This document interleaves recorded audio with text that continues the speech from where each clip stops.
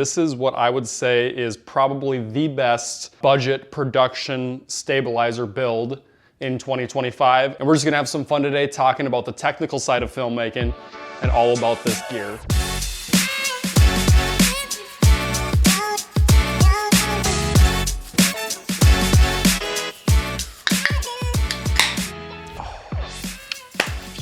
This is an exciting one. I've been waiting for this for a while. Over my 10 years of being a filmmaker, I've gone through a lot of gear, and I think other filmmakers and viewers can attest to that.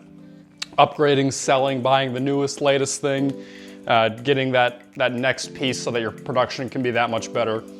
This is where I'm at today, and this is what I would say is probably the best budget production stabilizer build in 2025, and I'm gonna explain each part of it for you, tear it down, rebuild it, and we're just gonna have some fun today talking about the technical side of filmmaking and all about this gear. Before we get started, I wanna mention that none of these brands have asked me to talk highly or poorly about their equipment.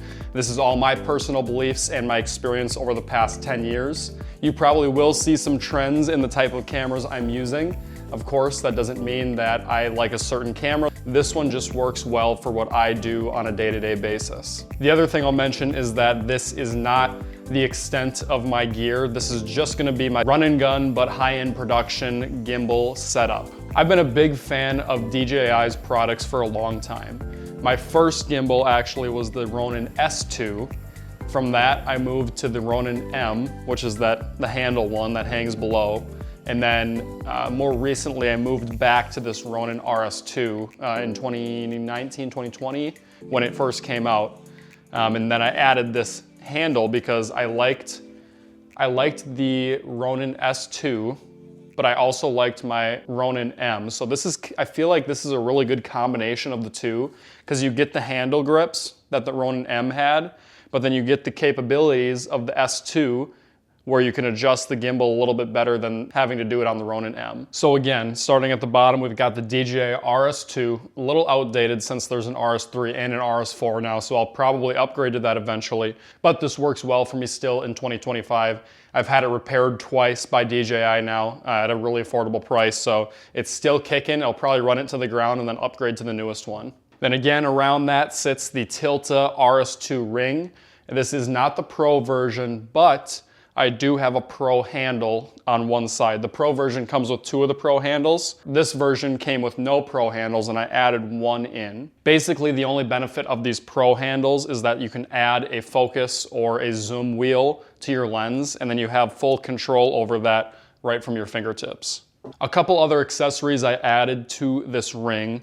On the bottom, you'll notice there's a V-mount battery. This actually powers the entire gimbal and my monitor.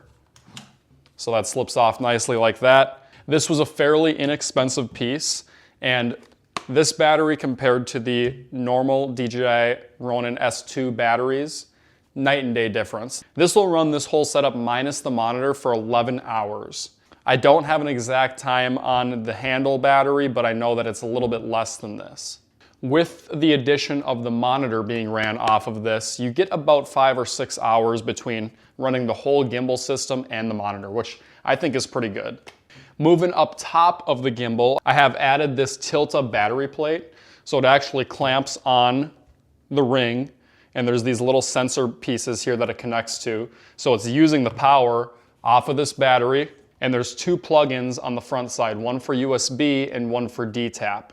So I have my Liliput monitor running from the DC to the D-tap, thus being powered without any extra wires, batteries. It just tucks really nicely up top there. It also comes with a variety of different screw hole sizes and 2 cold shoe mounts. Since we're up top here, I'm running the Liliput FS7 4K monitor assist. This monitor is great. My first ever monitor was just the basic Liliput 4K monitor. It's the classic one you guys have seen with that rubber red exterior. That monitor was great, I loved it. I ended up selling it when I bought my Atomos Ninja 5, which I don't have anymore. That was also a great monitor, external recording monitor. This one is not an external recording monitor, but it does show a beautiful image, much larger than my Sony does. It also comes with tons of features like additional LUT viewing, zebras and peaking, different grids and audio levels, and tons of other good stuff. All right, moving into the good stuff. Sitting on this RS2 is gonna be my Sony A7S III. Now, I came from a Sony A7S II. From that, I went to an FX III, which I loved. That was a great camera. I do regret selling that one, but I did sell it to buy Red. And I had a couple different Red cameras for a while, and I ended up coming back to this Sony platform just because I love it so much. The low light capability, the run and gun, the menus, the S-Log, I love it all.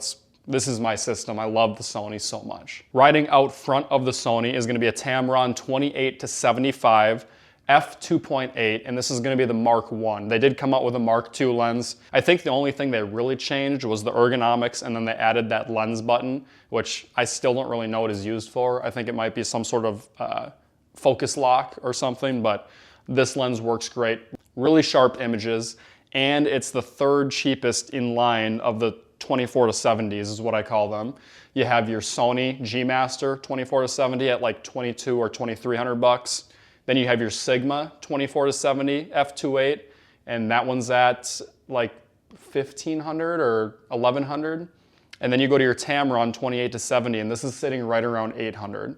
I might do a review video on all three of those because I have owned all three of those lenses, and I landed on this one because honestly, for the price, you just can't beat it. And then riding out front of that is gonna be my Tilta Matte Box.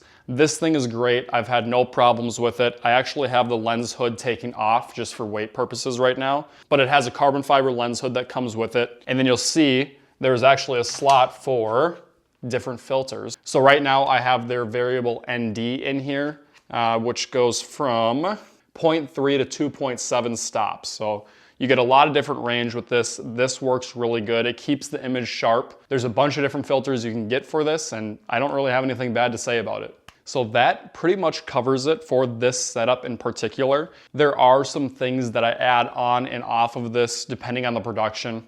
You'll notice I have a few different sets of wireless mics which run really nice on this. Sometimes I run a shotgun mic if I'm just looking for general audio. Sometimes I run it without the monitor if I'm in tight spaces. So this is pretty much the general setup that I use for all of my DPing at my general day rate. If a client's looking for a Red specific or RE specific or maybe a Sony Venice type shoot, that can all be rented out and then that price changes. But this is what you're gonna get for my DP day rate. You're gonna get some really good stabilized S-Log2 footage. I have no complaints about this setup. It probably will change in the future, but for right now, this is what I would say is the best budget cinema build in 2025. Now I'm gonna go ahead and disassemble the whole setup and put it back together step by step, showing you guys how I do that and how efficient it really is to build this setup.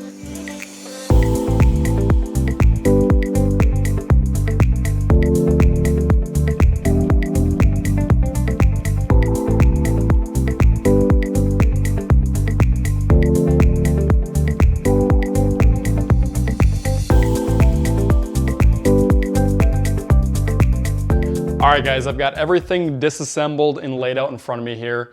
Really not that much stuff. I have my phone here with a timer ready. I'm gonna time myself and see how long it takes me to assemble this. I am gonna be talking to you guys kind of about what's going on, so it might take me a few seconds longer than it would if I were just to crank through it, but we'll get a good idea on how long it takes here, and then we can talk a little bit more about it at the end, and then I'll show some example footage. So starting the timer now from 0, go. We got the A7S III and the Tamron 28-75 with the cage already pre-assembled. This is how it stays in my case. I've got this step up ring for 67mm lens. We're gonna put on the front of the Tamron here. We got the Tilta Mirage, super easy install here, right on the front of that step up ring. Boom. And then on the underside of the Sony, we're gonna attach the plate to attach to the other plate for the DJI RS2.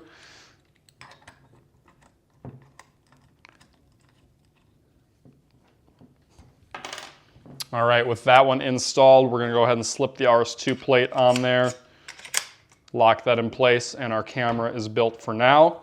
Let's grab the ring and bring it into the frame.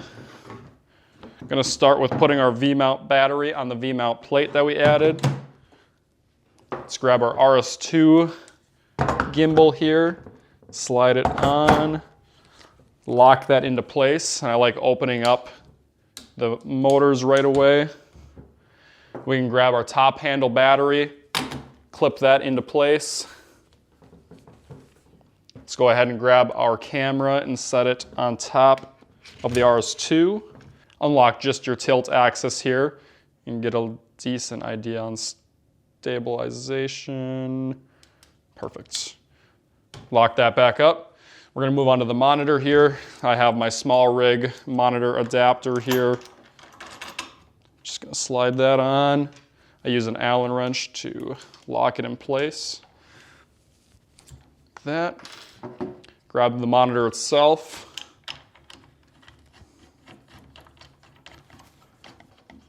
Add that on top. Again, we can lock it in place here.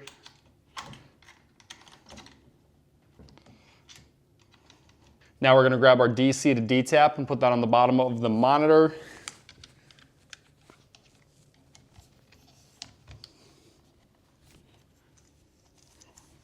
And plug our D tap in.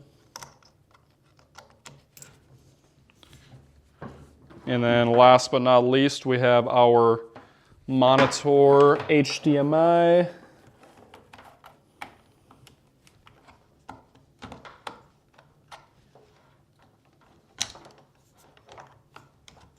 And done. We've got a 3 minutes and 38 seconds with a little bit of talking to get this whole setup complete, and we're ready for production. So pretty quick setup on that, and for the shots you can achieve with this setup, I think that is fantastic. Before, when I was shooting on Red Ecosystem, I was on a Red DSMC2 Scarlet, and that took probably about 15-20 minutes to set up and turn on and be ready to roll. So that one was a little bit longer, but you did get some really nice shots off of that. This is just much more run and gun, and I really like this setup for what I do. If you want more details on this setup, I have a full blog written out on my website, cfilms.net, so go check that out. But let's get into some example footage of this, and for now, thank you guys for watching, and we will see you in the next video.